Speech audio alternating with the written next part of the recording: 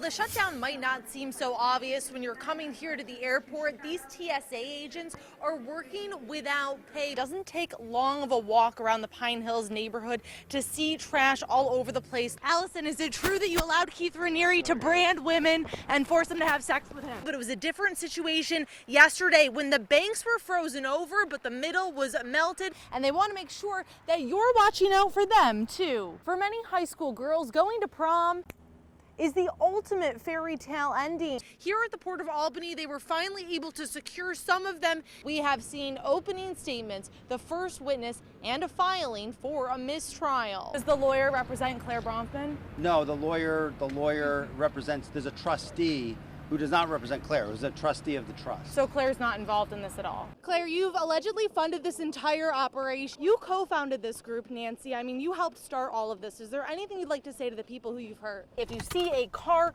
stopped on the side of the road, but did you know that something as simple as plugging into one of these USB plugs? But here outside the courthouse, they were cheering and applauding the prosecution.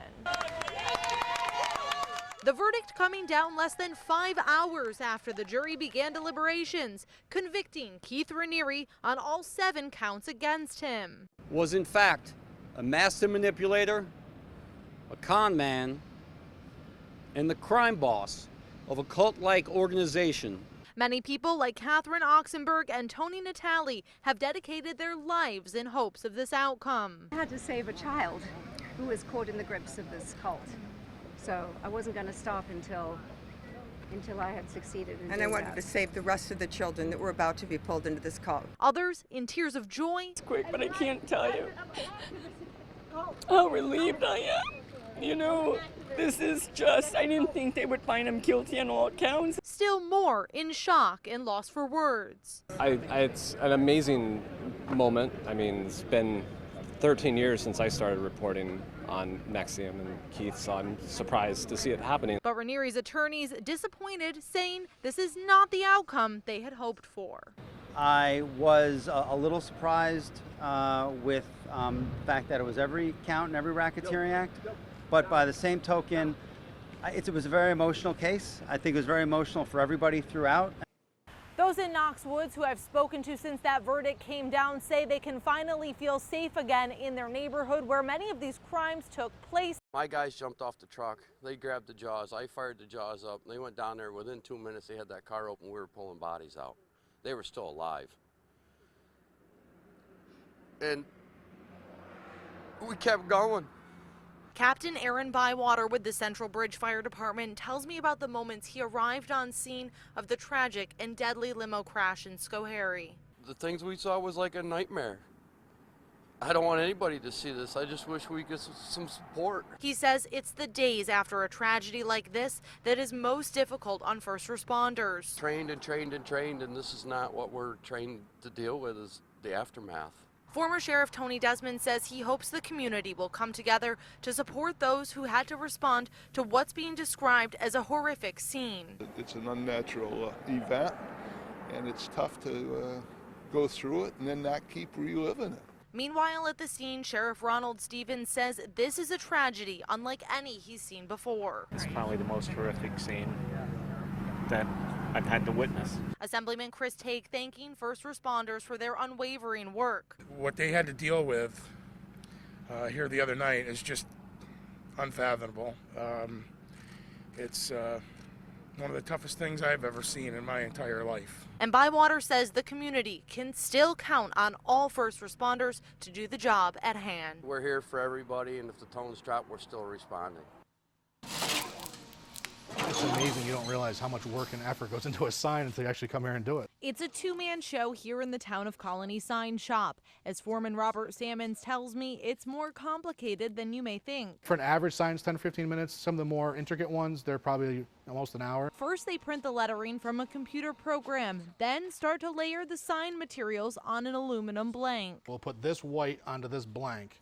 That'll give us our reflectivity. But there are several state and federal guidelines to be followed when creating the signs and when putting them up on the roads. Just a whole bunch of rules that you really have to think about before you just go out and slap a sign up. It's just not as easy as, yeah, I think this is a good spot. You can't do that. That's because if there is an accident involving the signs, it comes back on these guys. Was that sign in the right place? Was it visible? Even though Colony doesn't make or put up the controversial I Love New York signs, Sammons has an idea of how much work would go into replacing or taking down hundreds of them. I'm not exactly sure that, as far as how much cost they have involved, but I would think that would be a big job to do. I asked if he thinks he could replace the signs by the deadline if he was hypothetically tasked with the project. No. There was no way we could do that. Marilyn Douglas attended a meeting about the future of the Immaculate Conception Church at the beginning of the month. She was shocked when last week the Diocese of Albany announced in its newspaper, The Evangelist, that the worships would be relocated. We thought that we were going to have a part in this discussion. Her impression is that the diocese has decided to tear down the church, which sustained water damage after flooding last summer. The possibility of this building coming down would be catastrophic to a lot of people here. Mayor Rob Allen says when the flooding happened, volunteers were not allowed to clean the water damaged areas. They were told no. The windows were shut, the fans were taken out, and now we're in the situation we have here. Douglas says her family grew up in this church and even helped build it. She says there are several options to save the building, but she isn't getting much direction from the diocese. She's seen repair estimates ranging from $633,000 to more than $1 million. We're not asking them for the money. We're just saying give us a time to see if we can raise the money. And she's not the only one who wants the chance to save the church. Kendall Baker isn't part of the parish, but says the building means a lot to people here. It's an important draw and a center of faith and a center of community. He even started a petition that has garnered more than 200 signatures. This shows that there is support to save the building. After dealing with water contamination as well as the flooding, Hoosick Falls has become more resilient than ever. This community is strong, and unfortunately we've been trained in how to handle hardships. Saying this hardship can be avoided. If we tear down this church, this is a man-made disaster.